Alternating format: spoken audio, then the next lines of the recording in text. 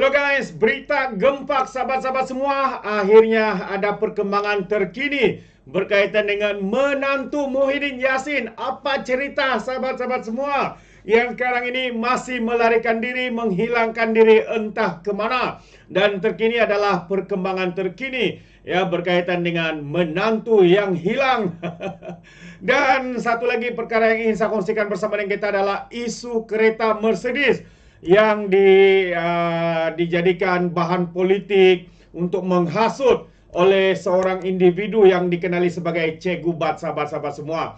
Jadi kalau ini satu perkara lagi menjadi isu mahkamah, maka bertambah lagi lah ya pendakwaan saman terhadap individu kaki fitnah daripada Perikatan Nasional ini, sahabat-sahabat semua.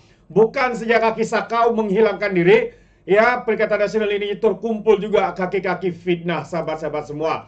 Jadi untuk perkara yang pertama saya ingin memberikan kenyataan media yang baru saja kita terima. Kereta Perdana Menteri Kurniaan Agung Polis Siasat Che Gubat Zahid MD Arif. Dua individu ini disiasat ya karena membuat hasutan, dikatakan membuat hasutan. Jadi polis membuka kertas siasatan terhadap Che Gubat atau nama sebenarnya Badrul Hisham Syaharin berhubung kenyataan beliau yang didakwa berbau hasutan berkaitan kereta kurniaan yang di Pertuan Agong Sultan Ibrahim kepada Perdana Menteri Datuk Seri Anwar Ibrahim. Ketua Polis Negara Tan Sri Razarudin Husin berkata, kertas siasatan mengikut Seksyen 4 dalam kurungan 1 Akta Hasutan 1948 turut dibuka terhadap Muhammad Zaid Muhammad Arif yang juga bekas setiausaha politik Tun Dr. Mahathir Mohamad. Katanya kita sedang melengkapkan kertas siasatan ini dan kedua-dua individu itu akan dipanggil untuk memberi keterangan dalam masa terdekat. Katanya kepada pemberita selepas menghadiri Majlis Seratugas Pengarah Jabatan Siasatan Jenayah Narkotik Bukit Aman yang baru Datuk Kau Kok Ching daripada Datuk Seri Muhammad Kamarudin Muhammadin serta Pengarah Jabatan Keselamatan Dalam Negeri dan Ketenteraman Awam yang baru Muhammad Kamarudin daripada Datuk Seri Hazani Ghazali di sini. Mengenai notis merah ya. Jadi mengenai notis merah terhadap menantu Muhyiddin juga ya, yaitu Menteri Tan Sri Muhyiddin Yassin yaitu Datuk Seri Muhammad Adlan Barhan. Razarudin berkata pihaknya telah menghantar maklumat tambahan seperti yang diminta oleh polis antarabangsa. Wow, dua perkara ini sahabat semua yang agak mengejutkan kita. Ya, mungkin ramai rakyat di luar sana memberikan komen ya berkaitan dengan Che Gubat ini. Kata mereka, ya antara komen yang kita lihat yang saya baca respon-respon daripada warga maya ya, ada banyak hasil siasatan, siasat demi siasat, lepas itu tidak ada tindakan. Itu antara komen-komen yang dikeluarkan oleh warga maya. Sahabat-sahabat semua dan Anda semua yang mendengar video ini, sabar. Ya, kalau kita lihat ada begitu banyak terkumpul saman fitnah yang bakal dihadapi oleh individu ini. Che Gubat, BAD belakangnya, Che Gubat. Ya, kita tahu ya satu demi satu, ya kalau masanya sudah tiba, pasti pendakwaan itu akan dilakukan. Karena apa sahabat semua ini mengikut prosedur. Pertamanya polis kena menyiasat, kena ada ambil keterangan dan sebagainya. Selepas itu siasatan selesai barulah diberikan kepada pejabat peguam negara dan pejabat peguam negara akan meneliti untuk tindakan selanjutnya. Adakah untuk meneruskan pendakwaan ataupun sebaliknya. Jadi kalau kita hitung-hitung sahabat semua, saman fitnah terhadap Che Gubat ini begitu terlalu banyak. Kalau semua dia akan didakwa dan didapati bersalah, maka individu ini akan muflis lah di dalam negara kita.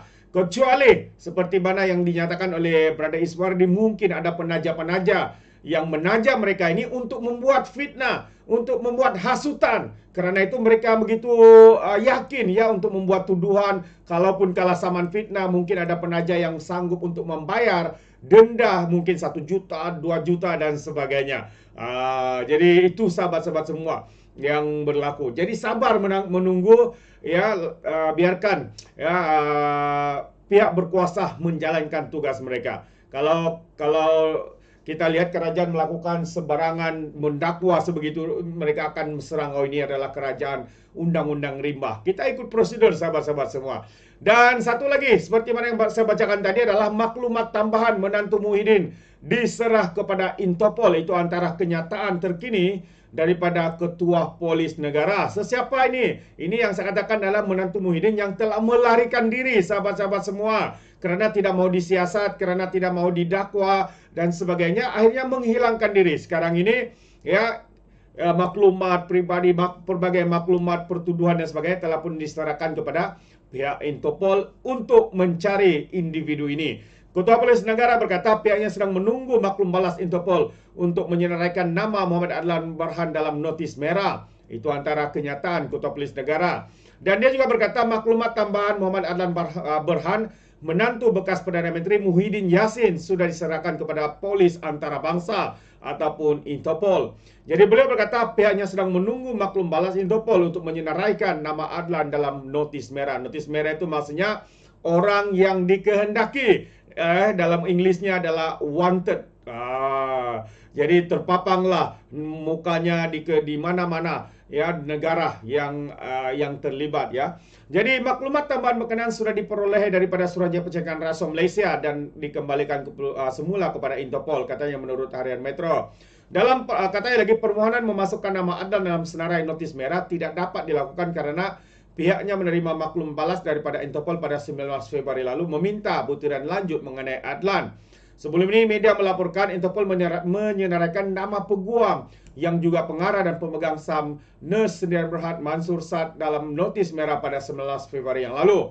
Ketua Suruhanjaya SPRM Azam Baki dilaporkan berkata, tuduhan tanpa kehadiran terhadap Adlan pilihan terakhir untuk tindakan perundangan berkaitan dengan kes itu. Tetapi beliau katanya pihaknya belum mengambil pendekatan itu kerana yakin Adlan masih boleh dikesan dan balik ke Malaysia untuk menghadapi pertuduhan terbabit. So itu antara dua kenyataan berbeza ya daripada pihak SPRM itu sendiri, Azam Baki, dan juga Ketua Polis Negara.